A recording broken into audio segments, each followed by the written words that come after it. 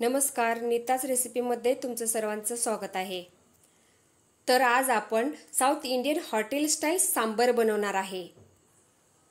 तर चला रेसिपीला सुरुवात करूया। तर या कढईमध्ये एक मोठा चमचा तेल टाकून घ्यायचं आहे। तर हे तेल आपलं कडकडीत गरम झालं की एक चमचा मोहरी टाकू। मोहरी आपली अशी तडतडली की त्यामध्ये दोन लाल मिरच्या टाकू। थोडंसं हलवून घेऊ आणि नंतर हा आपण कांदा उभा चिरलेला त्यामध्ये टाकून घेऊ।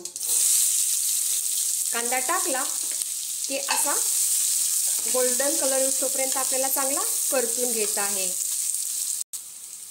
तर कांदा हा आपण चांगला 1 मिनिटभर असा परतून घेऊ। तर हा कांदा आपला चांगला परतून झालेला आहे। ही आलं लसूण पेस्ट आपण त्यामध्ये ऍड करू।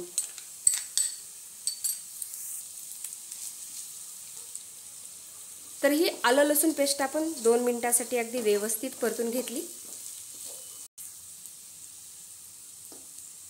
तर आता मी हे टोमॅटो सुद्धा याच्यामध्ये ऍड केलं। हे टोमॅटो आपल्याला हलकसं मऊ होईपर्यंत चांगलं परतून घ्यायचं आहे 1 ते 2 मिनिट। तर आपल्याला हे टोमॅटो अगदी मऊ होण्यासाठी 2 मिनिट झाकण ठेवून घ्यायचं आहे। तर हे पहा, आपला कांदा सुद्धा अगदी मऊ झालेला आहे आणि कांदा आणि टोमॅटोनी अगदी मस्त असं तेल सोडलेलं आहे, तुम्ही बघू शकता।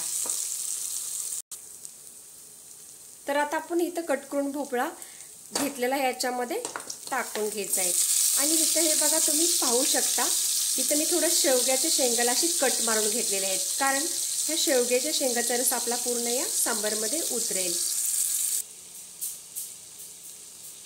हे आता आपल्याला थोडंसं असं चांगलं व्यवस्थित मिक्स करून घ्यायचं आहे। मिक्स करून घेतलं की हे पहा, इथं आपल्याला अर्धा चमचा मीठ घालून घ्यायचं आहे। तर ह्या भाज्या आपल्याला व्यवस्थित 2 ते मिनिट चांगल्या परतून घ्यायच्या आहेत। तर आता यामध्ये आपण हे मसाले ऍड करूया।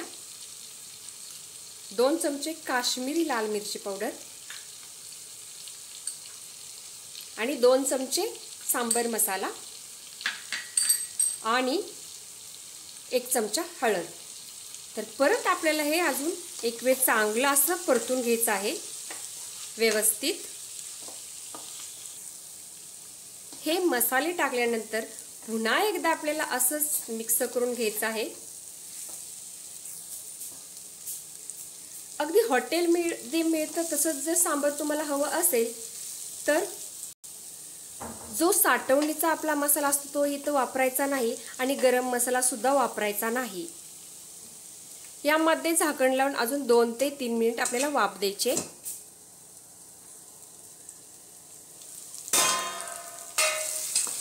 तर आता आपण ह्या भाज्या शिजण्यासाठी थोडंसं पाणी ऍड करूया। ह्या भाज्या तुम्ही कुकरमध्ये टाकून 1 ते 2 शिट्टी सुद्धा काढून घेऊ शकता। असं चांगलं व्यवस्थित मिक्स करून घ्यायचं आहे आणि परत असंच आपल्याला 2 ते 3 मिनिट ह्या भाज्या चांगल्या शिजवून घ्यायच्या आहेत।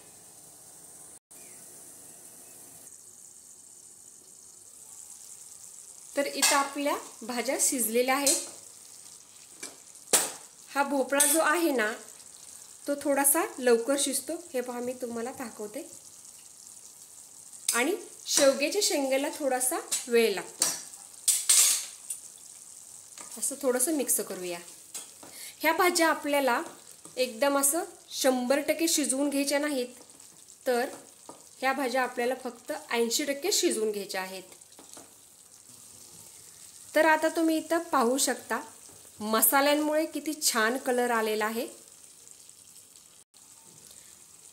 तर आपण या भाज्या या मसाल्यामध्ये 5 मिनिट चांगल्या शिजवून घेतलेल्या आहेत। त्यामुळे सांबारच्या चवीमध्ये अगदी खूप फरक पडतो।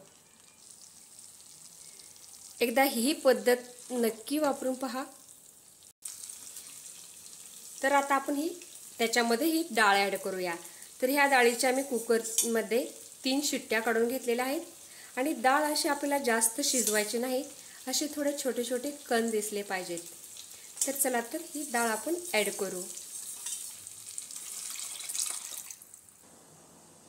तर मी पूर्ण डाळ ॲड करून घेतली.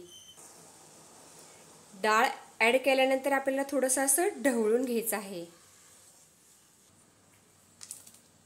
तर उकळी यायच्या अगोदरच तुम्ही पाहू शकता याचं टेक्स्चर किती छान आलेलं आहे.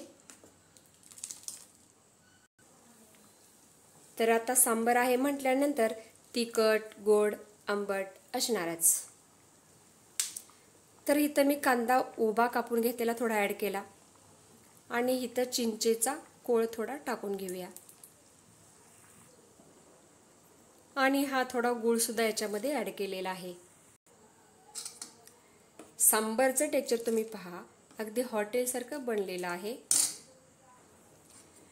तर हे दिसायलाच हॉटेलसारखं असं दिसत नाही, तर याची चव सुद्धा एकदम हॉटेलसारखीच आहे. याला रंग सुद्धा खूप छान आलेला आहे. तर हॉटेलमध्ये तुम्ही असं सांबार खाल्ला असेल, त्याला असा वेगळाच असा कढीपत्त्याचा फ्लेवर असतो.